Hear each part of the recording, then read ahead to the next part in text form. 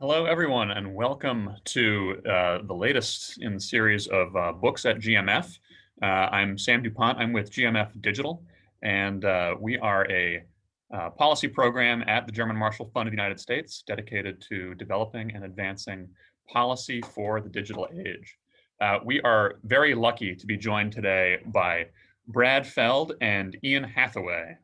Brad and Ian are the authors of the new book, The Startup Community Way, Evolving an Entrepreneurial Ecosystem. I've got my copy right here, and I would encourage you to go out and get yours straight away. I will briefly introduce them both, and then we'll jump into the conversation. Before I do encourage all of our audience members to get involved in the conversation, and you can do that using the Q&A function, which should be available at the bottom of the screen. If you ask questions there, I'll be sure to pull them into the conversation as best as I am able. So Brad Feld has been an early stage investor and entrepreneur for over 30 years. He is currently a partner at Foundry Group and is a co-founder of Techstars. In addition to his investing efforts, Brad runs the Anchor Point Foundation with his wife, Amy Batchelor. Brad is a nationally recognized speaker on the topics of venture capital investing and entrepreneurship. And he is the author of the prequel of this book, Startup Communities, Building an Entrepreneurial Ecosystem in Your City. Ian Hathaway is an analyst, strategist, and writer. He has been an advisor and executive for leaders in technology, media, and finance on a range of innovation, strategy, and policy initiatives. He is a leading thinker and writer in the areas of entrepreneurship, innovation, cities, and the economy. Ian also advises and invests in startups in the United States and Europe. And they collaborated on this book, which, as I said, is a sequel to Brad's 2012 volume. And I have been greatly enjoying it. I will admit I haven't quite finished it, so I'm taking a big risk today and exposing myself to potential spoilers. But it's a really interesting investigation and sort of explanatory guide for startup communities and how they can emerge in places around the world. So I'll begin with sort of a general question to you, Brad, for those who haven't yet had the pleasure to dive into your books. What is a startup community? I won't give away the ending of the Startup Community Way, Sam. I promise I won't tell you how it ends. Partly because I don't know, which is the beauty of it. In 2012, when I came out with the book Startup Communities, the phrase didn't exist. And the source of the phrase came from my own experience over many years building, investing in, helping develop startups throughout the United States. I lived in Boston until 1995. Was an entrepreneur there, and then invested as an angel investor in lots of companies. And then with my wife, Amy, moved to Boulder in 1995 and have been here for the last 25 years doing the same, but across the US, not just in Boston or Boulder. In 2010, as we were just starting to come out of the global financial crisis, there was an article that talked about how innovation and entrepreneurship was the path forward for global economies. And it used 4 cities as an example. Silicon Valley, which of course is not a city, but multiple cities, Boston, New York, and Boulder. And Boulder is different. Boulder's only 100,000 people. So we literally fit within a city block in Manhattan. Like we could squeeze into the high rise. It'd be a little tight, but probably a little uncomfortable in the time of COVID because we'd never go outside. But we could pull it off. And it caused me to start to think about what had happened in Boulder, which at that point had been about 15 years for me. And over the 2010, 2011 time period, I wrote this book with the premise that you could build a startup community, or this thing that I started calling a startup community, in any city in the world that had at least 100,000 people. Kind of the view is if we can do it in Boulder, you can do it anywhere. That premise has evolved over the last 8 years to where I now feel very strongly that every city in the world that has at least 100,000 people needs a vibrant startup community to be an essential part of the health and growth of the city. And as entrepreneurship has become democratized globally, become a worldwide phenomena, The idea that great companies can be built anywhere is now a contemporary idea, which even in 2012 was still not really front and center. 2012, if you're serious about building a company, you've got to come to Silicon Valley was the mantra. That's really shifted. That essence of defining it as a startup community is important because there were labels for this kind of activity, and you'd occasionally hear things like research clusters or innovation clusters, or sometimes you'd hear the phrase entrepreneurial ecosystem. Lots of times people would refer back to Silicon Valley, and there was a whole naming phenomena for a while that I think people probably remember around the turn of the century. I love saying turn of the century. It makes me feel so sophisticated. Where people started labeling their geography with Silicon something, Silicon blank, right? So Silicon Alley, Silicon Beach, Silicon Mountains, and Silicon Slopes. And that's just a terrible, terrible way to think about what this thing was.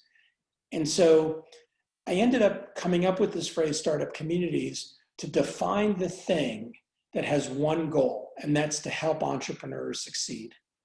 So the construct of a startup community, when you're thinking about it, that's the goal. When you're engaging with the startup community, your goal is to help entrepreneurs succeed. There's a larger container around it, which is the entrepreneurial ecosystem, which includes many different actors who include the entrepreneurs. And one of their goals is to help entrepreneurs succeed. But the actors in the entrepreneurial ecosystem generally have lots of other motivations, especially for whatever their organizations are. So it allowed me to create this atomic unit and us focus on this atomic unit of fundamentally helping entrepreneurs succeed in a place. And so my read of what you're doing with this latest book is sort of taking that concept of a startup community and maybe putting it in an even bigger context. My sort of read of part of the argument at the core of the book is you sort of look at complexity theory to help explain how the sort of already complex nature, complex entity of a startup community then interacts with all the other sort of pieces of the world around it. Ian, I'm wondering if I can turn to you to correct the characterization that I just gave, and maybe to explain a little bit the way in which you used complexity theory and the way you see sort of complexity kind of driving how startup communities work and form and succeed. Yeah, happy to do that. Well, the first thing is to latch onto a word you just said, Sam, which is interact. So one of the things we observed, so since 2012, when Startup Communities was published, there's been a flurry of startup activity around the world. Along with that has come a growth and proliferation in the scale and scope of additional actors, right? We've seen an acceleration in early stage support organizations like accelerators, incubators. We've seen co-working, growth in investors, but also an increase in participation by governments, large corporations, and universities. That's great, right? There's a lot more stuff happening. One of the things that's being missed in all of that is the integration of all these different people and organizations and factors. It's not that individuals and organizations shouldn't be optimizing their little part of the system. It's that we also need a focus on the integration of these elements. There's some work that has really influenced Brad and my thinking called Regional Advantage. It's a book by Annalise Saxenian. She's an academic at UC Berkeley. And she wrote, it's essentially a case study comparing Boston, Route 128 corridor around Boston in the post-World War II period with Silicon Valley. And really what it comes down to is that they each had strength and assets, strong institutions, heavy outlays from the federal government, around wartime spending, World War II and the Cold War period. They had the assets in place. And in fact, Boston was much better positioned vis-a-vis Silicon Valley on those dimensions. But what ultimately happened and why Silicon Valley emerged as the leader was the way in which it was organized and the way in which those parts of the system were coming together. She describes, a spirit of collaborative competition, where the individuals involved were committed to the cause over any one individual or company.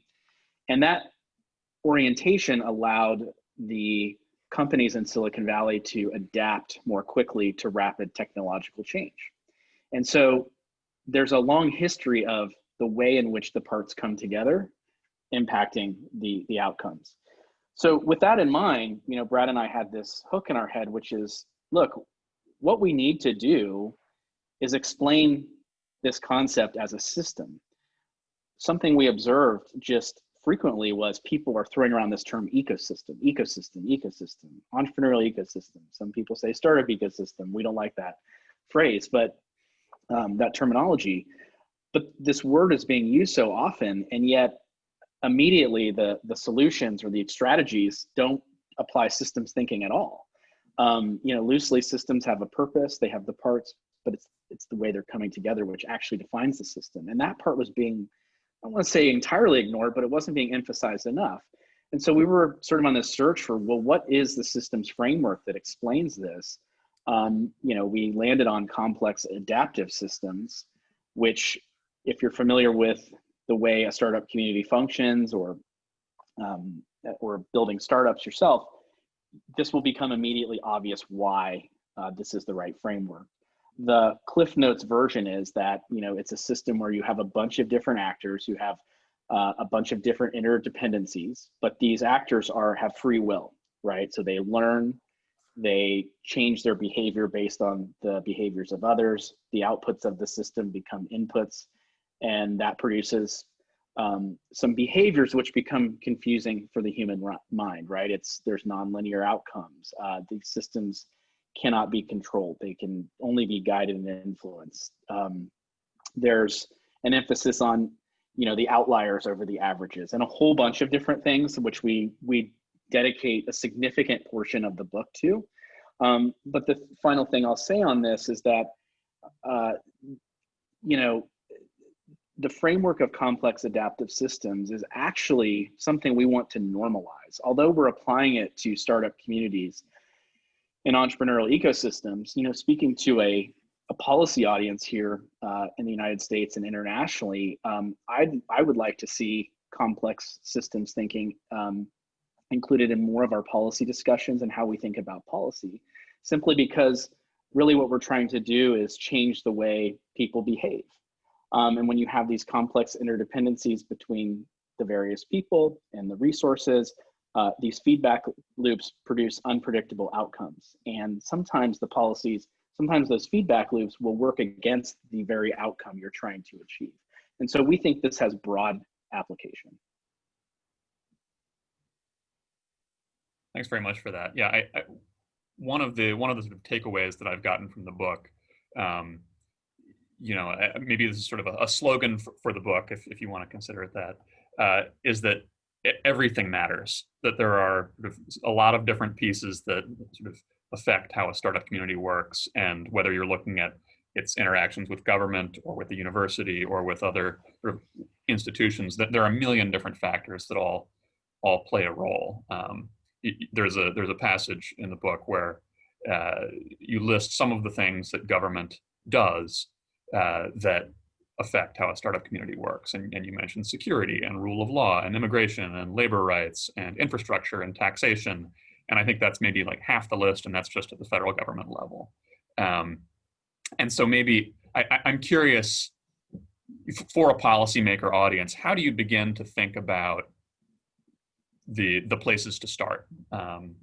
Looking at all these different factors. If I'm, a government official, either at the federal or local level in the United States or elsewhere, what are the pieces that absolutely must go right for a startup community to emerge and succeed? Or maybe the answer is that it's not that simple. You can't boil it down that way, and truly just everything matters. I'll take a first cut with a little historical reference of how I've thought about it, and then love Ian to sort of layer in on top of it. When I wrote the first book in 2012, I essentially said the goal of government should be to do no harm to the startup community. I kind of punted, and I kind of punted because I used my own experience in a couple of places, and Boulder being one of them, as a starting point. And part of the punt at that moment in time was, if I looked at Boulder, local government, and I looked at city government, and then I looked, at state government, Colorado, and then federal government, US, in 2010, 11, 12, Boulder city government was basically a parallel universe to the startup community. In some ways, Boulder city government didn't really understand or want the startup community. Boulder is a no-growth city. There was a lot of tension in Boulder about new people coming to town, the city growing, the vibrancy around it, against sort of maintaining the no-growth characteristics and policies. We have a very vibrant university, so there's steady flow of new people into the city. But it was a very disconnected reality between the growth of this startup community and the policies locally. And I would actually argue that many of the policies in Boulder, the city, in that time period were regressive is maybe the right word. It's a little loaded, so it sort of makes me feel good to say it. But they were inhibiting, right? They were ones that, if you were trying to actually work together, would be ones that the startup community would sort of consciously say, well, that's going to slow us down. However, the reason I say it's a parallel universe is the startup community just kind of ignored it. It's like, whatever the rules are, they are. Whatever local government's doing, it's doing. It's the context in which we're functioning. We're a small part of the overall city. There's lots of other things going on. So rather than spend a lot of time trying to argue for our position or what we need, let's just do our thing. There are massive positive second order effects in Boulder of that growth of that startup community that city government benefited from. If you know Boulder, just as the example, again, it's small. It's very oriented around a downtown that's about 5 by 15 blocks. That economy in downtown, which historically, the buildings are height limited in Boulder to 2 or 3 stories. So we have a very sort of spread out building footprint versus vertical building footprint in downtown. And the first floor of those buildings are retail and restaurants. And the second and third floors are generally office. The retail restaurant activity is extremely positive, very healthy. And the reason is that you've got a whole bunch of $100,000 to $200,000 a year salaried employees in the second and third floor that, go sort of are in that community day in, day out. There's lots of other places in the US have that kind of sort of physical characteristic. Palo Alto would be a good example for people that don't know Boulder. So that had a very positive feedback loop on the health of the city, because small business did really well. There was a very vibrant local retail scene, not just a shopping mall, big box retailer, et cetera. The restaurant scene was very strong. The cultural capital that gets generated by that was very positive. Downtown as an attractive place, even though it was a no growth place, was very positive. And the tax revenue for the city was very high. City did nothing to facilitate that, right? So sort of those positive things happen independent of the influence. If you then move up to the state level, we've been fortunate since 2001, is that right? 2011, to have an entrepreneur as our governor. So for many years, John Hickenlooper was our governor. He was basically an entrepreneur who created the microbrewery industry, one of the founders of it. And now Jared Polis, who is a very successful tech entrepreneur, is our governor. And as a result, for a long period of time, from about this 2010 period forward, we didn't have state policies that necessarily were focused on growing startup communities. But Colorado is a classical state that has a big rural-urban divide. We have 70% of our population, 20% of our land mass in the Front Range. We have very, very sort of traditional political characteristics between Republican, Democrat, red, blue across the state in the population dynamic. We have lots and lots of cities in the state that are in urban areas that are stagnant or shrinking because of population growth. We've got some extraordinary pockets of wealth throughout the state because of the ski resorts. I'm coming to you from my house in Aspen, which would be a great example of that, that also have huge amounts of movement from people all over the world in and out of because of the mountain, ski, vacation, tourism, etc.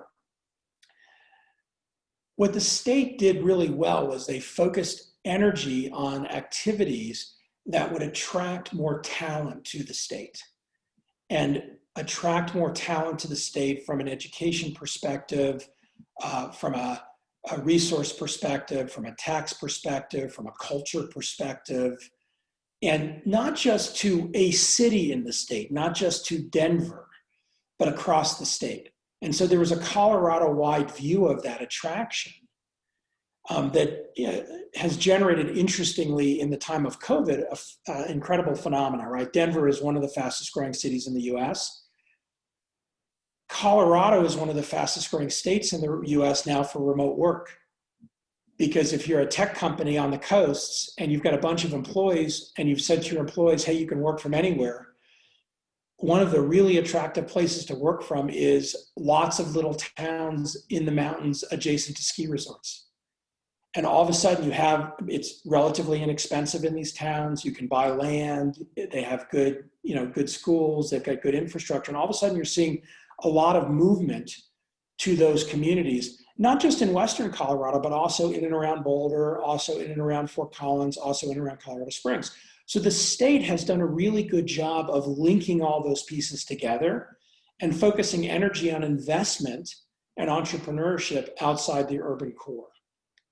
So I'll just sort of end with this, I'm going to hand it to Ian. One of the things that's very powerful is instead of looking at it from the standpoint of, okay, I need to now do something specific for the startup community, if you approach it, and we should make sure we talk about a complex system and complex adaptive systems so people have that definition. I'm going to assume most people probably do, but just in case they don't, when you think about it from a complex system perspective, you have these enormous interactive effects and spillover effects from government policy that you can't predict, that play off over time, and that in a lot of ways are not deterministic on the front end. You don't say you have to do this and this and this and this.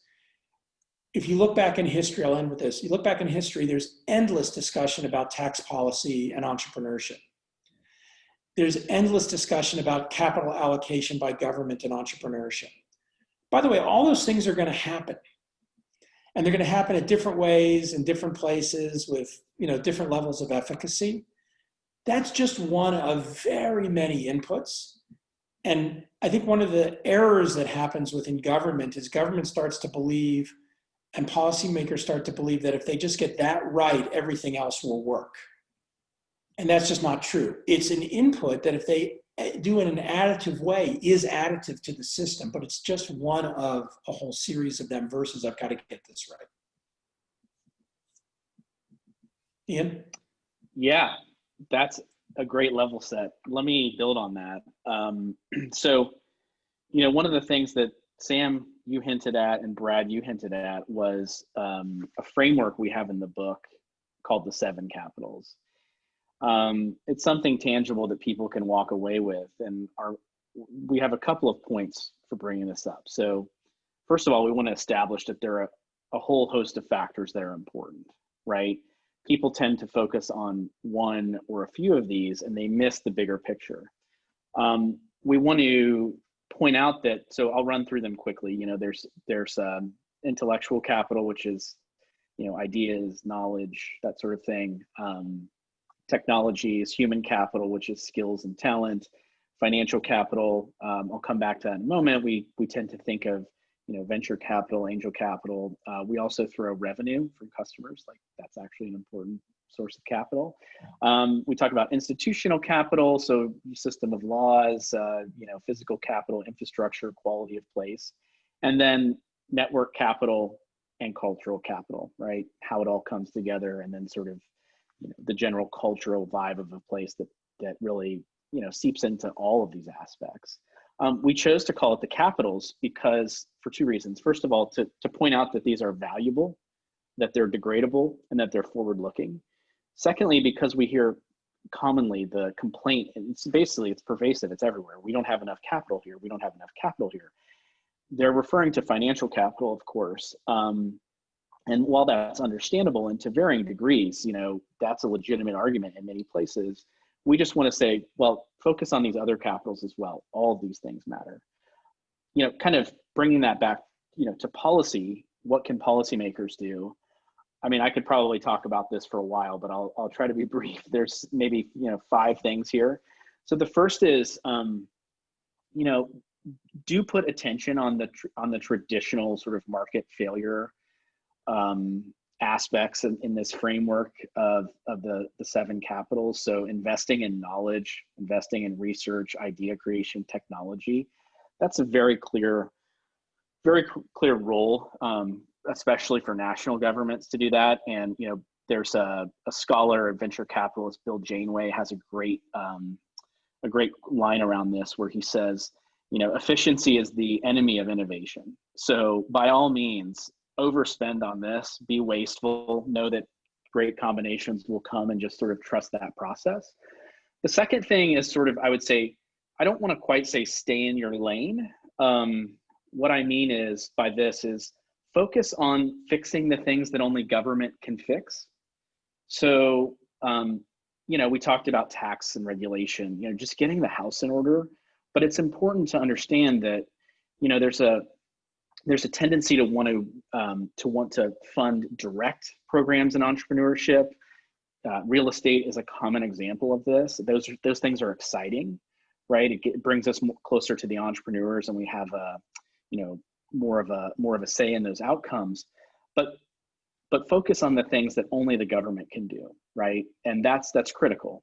So Josh Lerner, who's an economist at Harvard Business School, studied innovation. He studied policy with regard to innovation-driven entrepreneurship and venture capital all around the world. And this is one of his big takeaways from that huge study, which was, you know, just, you know, focus on setting the table policies. These are critical. Do that first. The third is to not ignore what I would call informal policy. So that's using the mantle of the office to set direction, right? To inspire. We see this in countries around the world. You know, Brad's talked about the role of governors, multiple governors in Colorado, sort of saying, look, this is a place for entrepreneurs. We want entrepreneurs here. This is the best place to build a company. Just setting that direction can be super critical. You know, the next thing I would say is to recognize that entrepreneurship is as a local phenomenon. You know, we can do a lot of top-down activity at the national levels, the regional and state levels, but, you know, entrepreneurship really occurs at the local level, and there's a bunch that can be done. Kind of looping back to a few of these concepts I just talked about, providing a clearinghouse, you know, kind of a one-stop shop for entrepreneurs who just want to get their businesses registered and make sure they're in compliance with whatever local rules and regulations. That's actually a valuable service. It's hard for first-time entrepreneurs in particular to know where to go to do those basic things. Secondly, again, using that mantle of government, you know, mayors or governors to bring people together, right? That's a really underutilized tool. I remember hearing a story about Mass Challenge, which is a nonprofit, I believe it's a nonprofit accelerator in Boston, and an academic at MIT who was studying this for his PhD, he said, you know, really it was Governor Menino who ended up bringing the whole thing together by grabbing the mantle of the mayor's office and bringing in key corporate donors to support the thing. And it was their access, their proximity to him, which really drove the thing forward. So don't miss out on these informal things. And then the final point I'll make is to empower entrepreneurs themselves to lead. I'll have a paper out in a few weeks called Entrepreneur-Led Economic Development, which really lays out the case for this. I could go in a bunch of different directions on this, but one of the things that governments can do is appoint key personnel. There's an example from the city of Seattle. They have an official role in government called the Startup Advocate. This is a person who has respect and credibility in the entrepreneurial community, has probably been a founder themselves. It's kind of, viewed as a temporary role. They come in for 6 months, 12 months, maybe 2 years, and they act as a concierge for entrepreneurs. So they're close enough to that community to understand what the real needs are and where to find the entrepreneurs and what the needs are, but also connected enough to government to help initiate change within the bureaucracy. And then the last point I'll make within that is that, I think, and I'll make this point in the paper, which is that, I find it slightly ironic that a lot of these local entrepreneurial ecosystem efforts that are led by governments leave entrepreneurs out of the process, right? That the irony is that entrepreneurs are seen as fully capable of taking new ideas to creating new products, building great businesses, driving economic growth in those regions, but aren't given faith to build networks of support and knowledge sharing around themselves.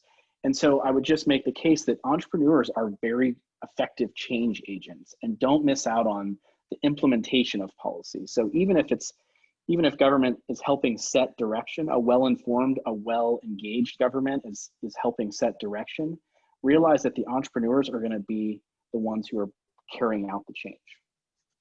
Yeah, that's great. One of the things I like about the book is there are little sort of guest written,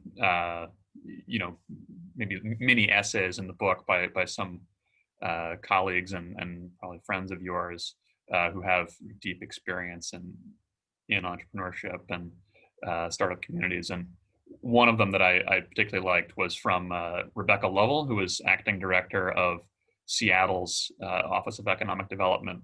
And she was talking about some of the things that the city of Seattle has done well to kind of create a thriving startup community there. And she echoed a lot of the points that you just made about bringing entrepreneurs into the policymaking process, about bringing people together and bringing sort of diverse groups together, about using the sort of authority of government as a megaphone to kind of get the messages that you want out there. So I think, yeah, what she wrote made a lot of sense to me, and it's interesting to hear it echoed from you. So thanks. Another thread I'd love to pull on is, one of the points you just made just now is that entrepreneurship is a local phenomenon, and the book talks a lot about, I think you used the term topophilia, love of place, as a sort of fundamental ingredient to making a successful startup community. We suddenly find ourselves living in a world where everything's remote. Work is remote, and Brad, as you said, people are all fleeing the coast to the more beautiful parts of our country in the middle. And so I'm wondering, how does the sort of newfound remoteness of work interplay with your ideas about the formation of startup communities? I can see on the one hand, it's maybe a threat that, if place is sort of no longer relevant to the way that we work, then these networks scatter and the communities maybe aren't forming in the way that they can or should. On the other hand, maybe it's an opportunity, and you have sort of new groups of people clustering in new places and new communities emerging. So I'd be really interested to hear your thoughts on the dramatic changes we've seen in our world this year and how it interplays with your work. Well, it's a hugely interesting thing. In both books, there's a heavy emphasis on place and startup community as place. Although in the new book, we wander into the dynamics around place, and place is not as well defined in general. If you think about startup communities, for a long time, I've actually scaled it up and scaled it down. So let me just pick New York as an example. New York has a bunch of startup neighborhoods in the New York City startup community. or if you want to use, Massachusetts and Boston as example, there's, half a dozen different startup neighborhoods in the Boston, Cambridge startup community. And each of these neighborhoods has distinct characteristics, right? If you're in Chelsea versus Midtown, or if you're in Harvard Square versus the financial district, while you're still in the same city and the same sort of broad startup community, the physical place has its own culture, and that keeps scaling up. Like the Colorado example we gave sort of went from city to state. And as you start looking at places that have lower population density, so rural Colorado as an example, you start having to expand the aperture of the size of the startup community. So if I use Boulder, right, that's enough people to have critical mass in one place. If I look at Aspen, Aspen only has 5,000 permanent residents. That's not big enough to have a vibrant startup community. But if you drew a circle with a radius of 50 miles around Aspen, you'd capture towns like Basalt and Carbondale and Glenwood Springs, and you now have a population of about 75,000 people. And you'd have some really interesting assets or capitals that go beyond just the capital that is contained in Aspen, with the travel of all the people in and out for the Aspen Institute and for many other activities around Aspen. But you also have the Rocky Mountain Institute in Basalt, which is really at the epicenter of all of energy and clean tech and green energy futures. You have in Carbondale now a very fast-growing startup community, especially around remote work, because it's a very livable place, and a lot of people are moving second offices, third offices there. And so you start to capture more geography. And it's also worth noting that to get from Aspen to Glenwood Springs is about a 45-minute drive, which, if you think about getting in a car and going from one part of Manhattan to another part of Manhattan, it might take you 45 minutes. And certainly if you think about the, Silicon Valley, to get from San Jose to Marin might take you 2 hours on any given day, right? So one is to scope in and out geography. Then if you shift to virtual, there was a very important study done a long time ago, Kauffman Foundation did, that showed that the healthiest economies are ones that have lots of people moving in and moving out. So you want a lot of movement in and out of your city. And the reason for that is that you want the networks to connect broader geographically. If you have a city and nobody moves in or out of your city becomes very stagnant and the networks become very insular. If you have lots of people moving into your city, that's great. You have lots of inputs from other networks, but you then still have an insular dynamic sort of captured within the city. If you have lots of people moving to the city and lots of people leaving the city for various reasons, they don't have to be good or bad reasons, just for various reasons, you have a lot of dynamism in that place because you're connected to lots of other places, and those networks that connect to lots of other places create a lot of economic health. If you extend that to the idea of startup communities, in a virtual world, you want more of those types of connections.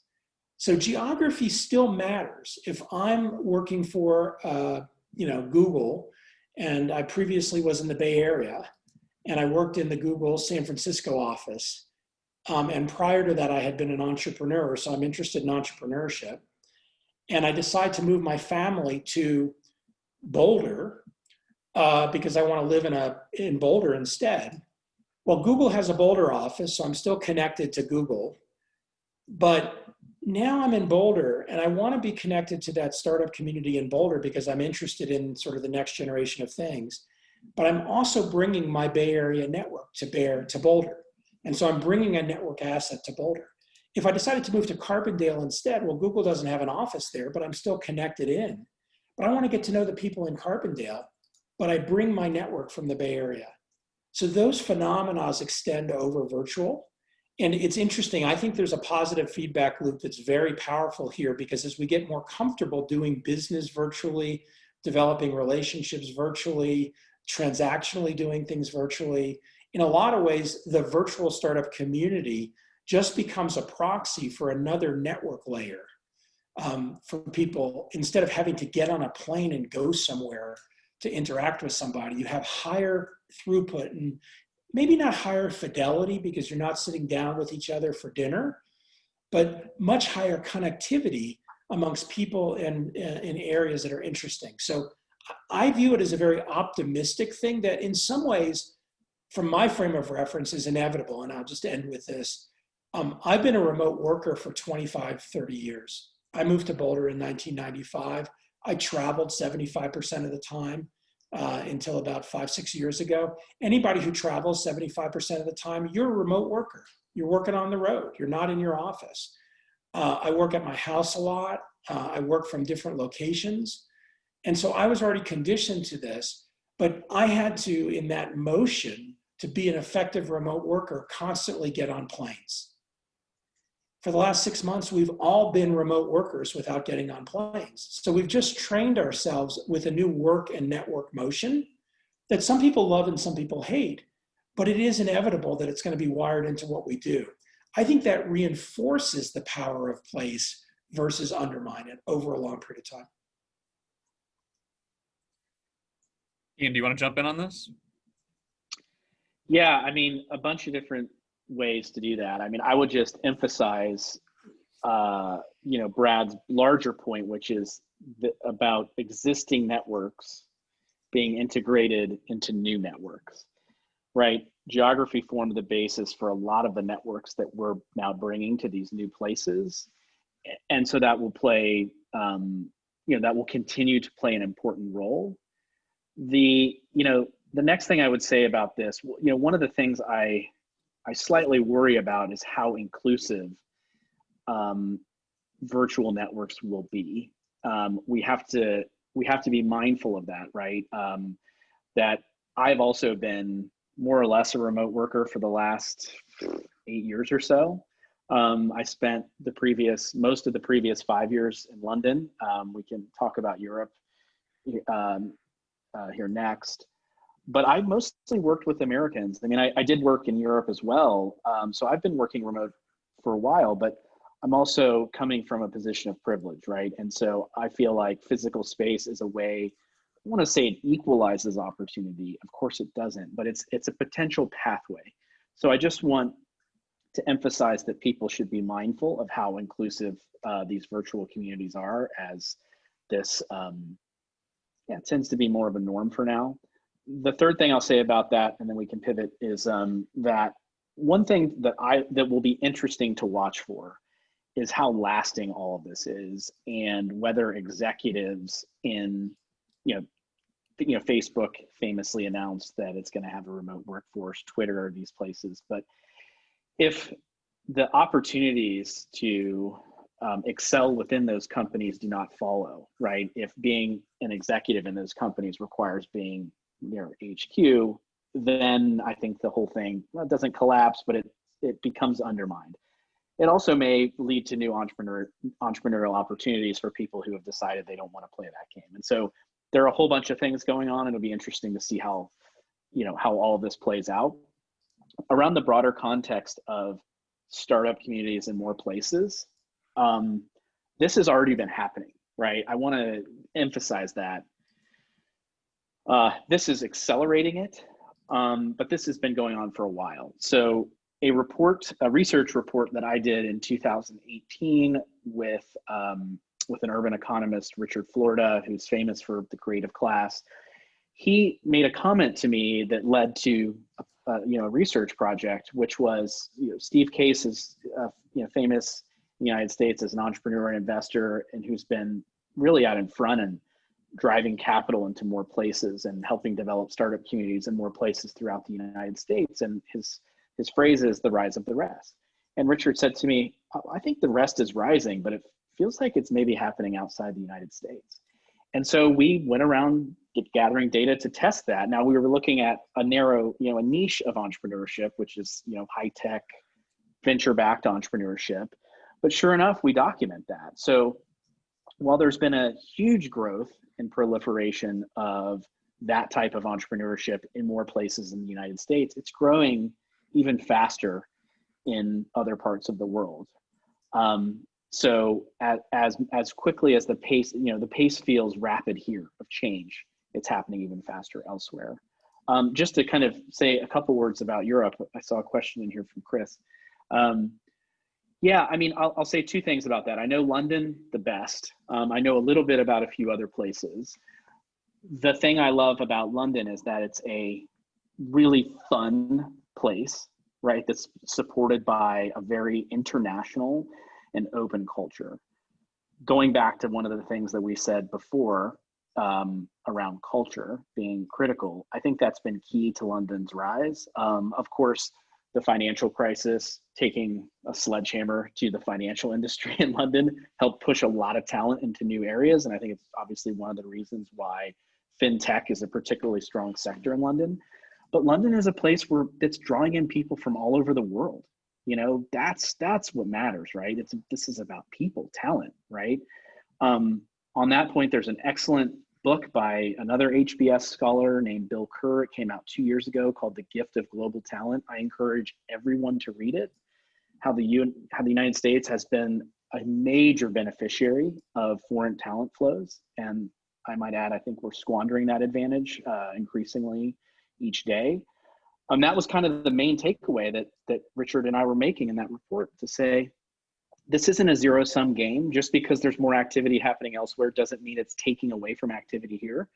But what it's actually doing is creating more opportunities for talent that may have flown, that may have come to this country, and it's going elsewhere. And that's what the real battle is, if you're interested in US economic competitiveness.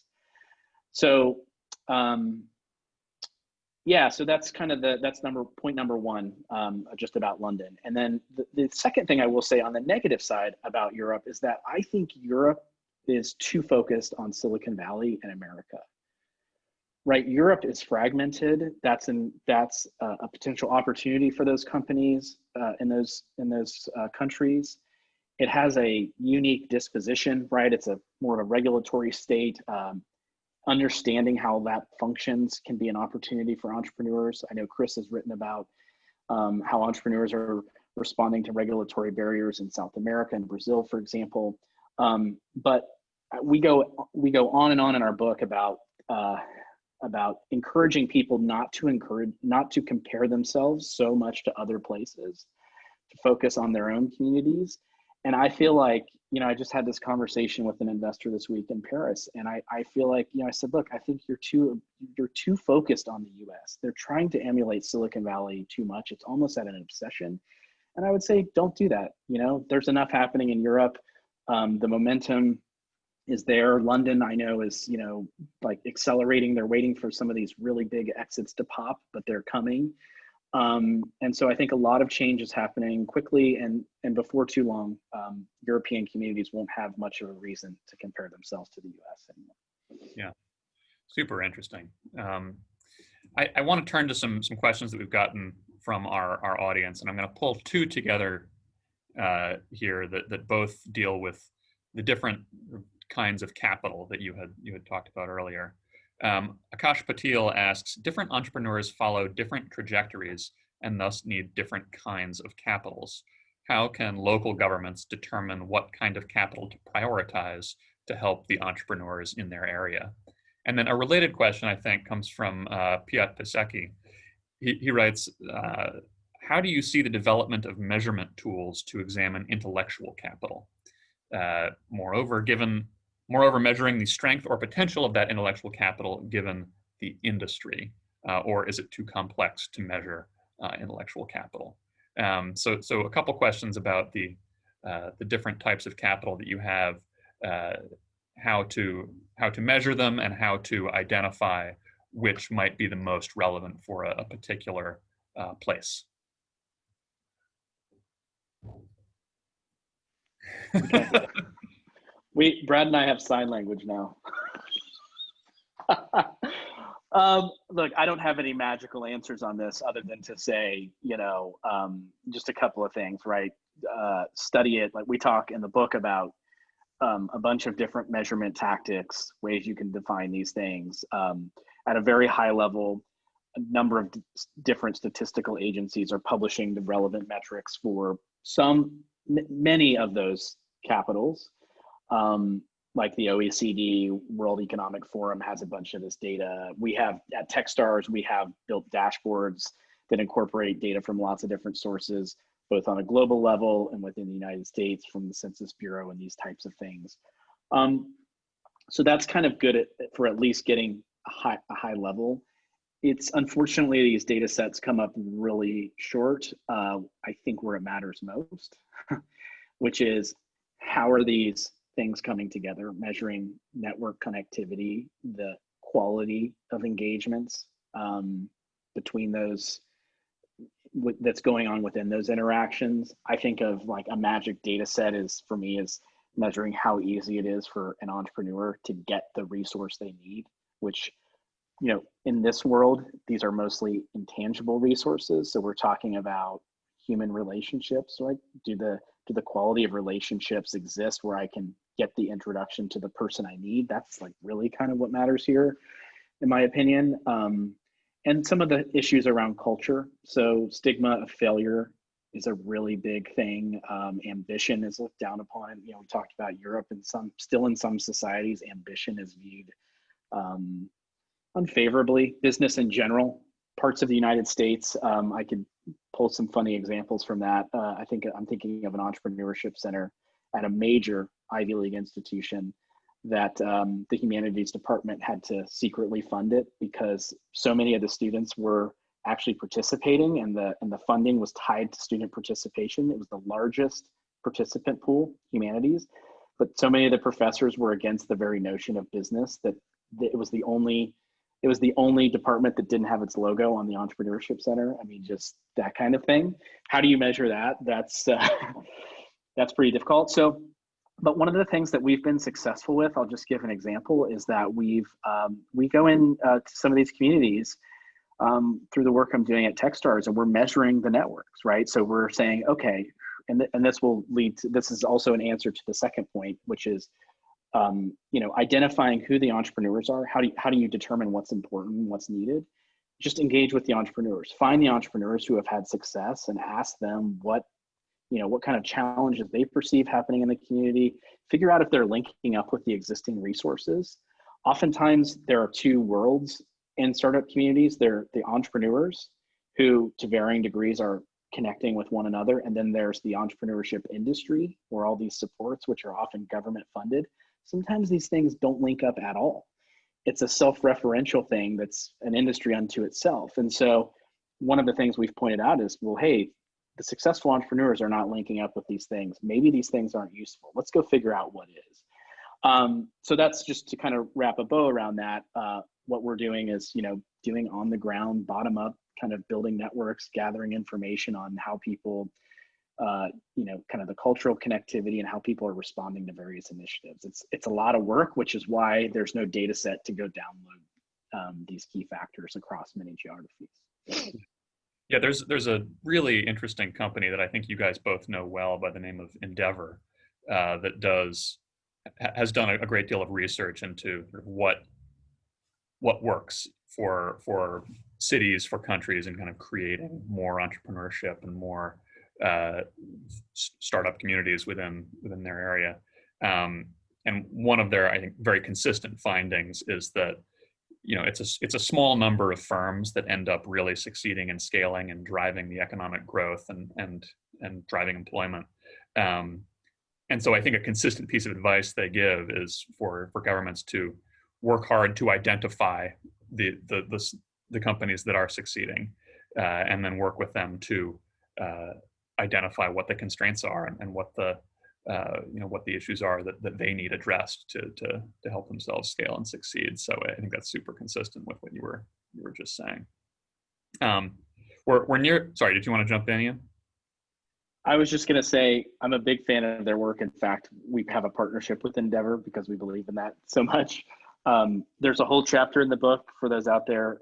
It's called The Myth of Quantity, where we describe this in detail. It's a hard thing sometimes to wrap your mind around, which is, if a lot of things are happening, if a lot of activity is occurring, then this must be good. But the reality is there's going to be a very small number of companies that drive overall value in the entrepreneurial ecosystem.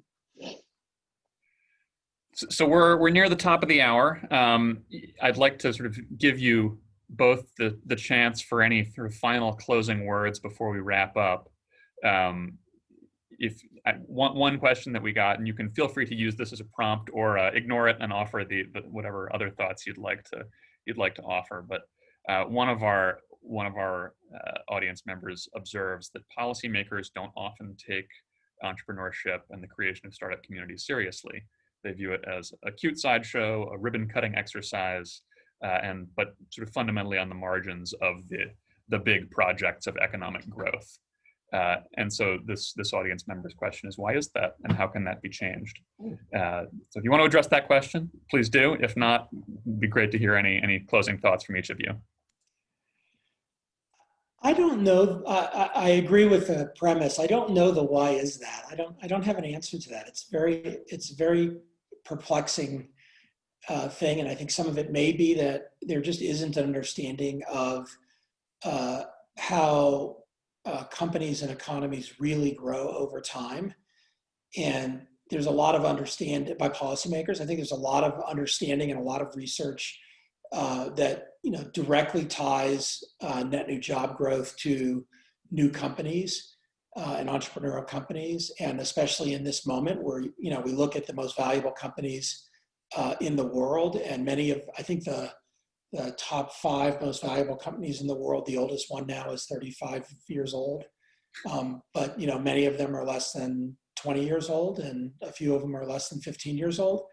These are pretty new companies, most valuable in the world, right? So I'm not talking about sort of on the margin. So it's this interesting phenomena where the first part of it is there's a miss in the understanding of net new job growth. The more important miss probably, again, I'm not saying this is definitive, it's a quick reaction is many entrepreneurial activity and new companies come from entrepreneurial recycling. And what entrepreneurial recycling is successful entrepreneurs putting their money and talent into the next generation of entrepreneurial activity. And I think this is missed in the calculus. And if you actually look at the Endeavor network maps, you see it, because you see the influence of a small number of extremely successful entrepreneurs in a city or in a geography who have then spawned lots of other companies, either as investors or co-founders, or their employees are co-founders of. And over time, the impact on both the economy and job growth is dramatic from what could feel like something very small at the beginning, right? I mean, you only have to go back 20 years or 25 years and think of Google as 2 people in a research program. We're all on Zoom today, and we see Zoom as an incredible phenomenon that's changing so many things. That company was started in 2011, 2012. So I just think there's a disconnect in terms of how these things fit together. And part of the reason I think the book is so important, and I'm just going to tie it back in the ending to this notion of complex systems, is that I think so many people want to create models and frameworks that are deterministic. And this is especially true, I'll try not to insult policymakers and economists, but it's especially true in that domain. And much of the modeling that exists is modeling that's extrapolations from current data, where the current data is really lagging indicators of what's happening. And the time horizons that people are dealing with tend to be much too short. They tend to be a year or 2 years or 3 years or 5 years versus 20 years or 50 years. And the phenomena that we're dealing with here is in that aperture of a 20 to 50 year time window from now. And if you think about where we are as a global economy and all of the things that are reshaping as a result of COVID in terms of inequities, there's no question that there's going to be massive opportunities for new innovation and new company creation and changes in the way so many aspects of our society works over the next 10 to 20 years. And large incumbents, which are always under pressure from fast-growing entrepreneurial companies, those large incumbents are going to be under much, much more pressure because of so many things that are shifting around in the way that things work in local to state to national to global. And again, from a policy perspective, sort of looking at that and understanding it's going to play out over a long period of time in unpredictable ways might be part of the answer to the question why it's viewed as a sideshow. And I think what I've certainly seen over my career, I know Ian has seen and has studied, is the rapid dislocation that occurs in unexpected ways. I'll end with the punchline. It's a really fun one. If you know the book Good to Great from Jim Collins, which is a spectacular book, continues to be an incredibly important book, has a concept in it called the flywheel, which is essential for so many technology companies that have grown very quickly to dominance. Amazon maybe being the best example of a company that's adopted the flywheel. If you go through all the companies in Good to Great that were 100-year companies, that was what Jim's framing was, and that book was written 25, 30 years ago, only half the companies in the book still exist today. And even the half that exist today, a number of them, GE as an example, are under significant distress and recreation of their business because of the transformation that they've not been able to go through because of all these shifts.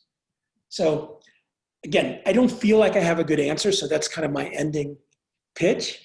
It's maybe there doesn't need to be a good answer because the policymakers that view it as a sideshow are going to become disintermediated the same way that businesses that view it as a sideshow are. And that I think that shift is just foundational. So hopefully there's a way to embrace it in a positive way versus continue to dismiss.